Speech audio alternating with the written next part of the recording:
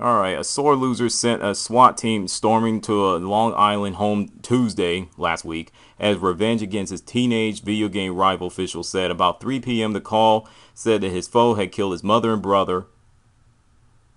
No, brother and mother, excuse me. But cops arriving at the Long Beach address found a 17-year-old video game opponent playing Call of Duty in his own home. The hoax, involving more than 70 emergency responders, appears to have been an instance of a careless game called swatting. It's a hoax. It's a tricking any emergency, including 911 dispatcher, into dispatching into an emergency response based on a false report on an ongoing critical incident. It ranged from large to small, the deployment of bomb squads, SWAT unions, and other police unions, and the concurrent evacuation of small businesses to a single fabricated police report meant to discredit an individual as a prank or a personal vendetta. It can be a misdemeanor or a felony, depending on in every state, wherever charge they can bring up. So, and plus, it wastes a lot of taxpayers' resources when people do that, and it has become a national epidemic. That's what happened. A Call of Duty player lost in a match against this 17-year-old young man to the point of told the police over Skype because the swatting prank incident. This young man didn't do anything wrong, so I'm not going to say his name. The links are going to be in the description. Fire him, I wouldn't sweat over. It's just the dirt off his shoulders, you know. Move on. As for that prank caller, I really hope they make a true example out of that mother sucker. I'm sorry. You can't do stuff like that and think you can just get away with it. And that's the problem I have with society.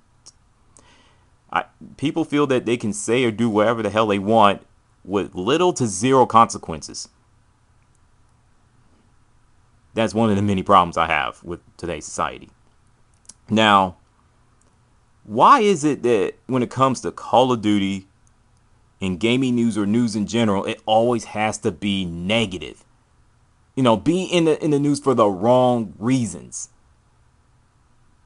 And I've said this in other videos, and I'm gonna say this once more. Call of Duty fan base or Call of Duty community, they're the worst ever. Okay? They're in neck and neck. No, they're worse than PlayStation 3, PlayStation 4, or Sony fanboys. By a small margin. Because of stuff like this. If it ain't going to somebody's house and physically choking them, or a man suffocating their infant son over playing Call of Duty game, or what else? Sending death threats to David Vonderhart because of nerf of weapons. I mean, the list can go on and on for days, let alone weeks, months, whatever. I mean, I miss arcades. I really do. Because if you even remotely pull that type of crap, there would have been a fight. You would have got your tail kicked. For real. You would have caught a beat down. Seriously. Now, because of consoles like PlayStation 2, Xbox, PlayStation 3, Xbox 360, now PlayStation 4, and Xbox One, you get to hide behind your screen name anonymously. You can just say and do whatever the hell you want without consequences. Send hate messages. Cool. My brother still gets them till this day. It's just ridiculous. That's where we're going now. Swatting. That's where the Call of Duty community has reduced to now.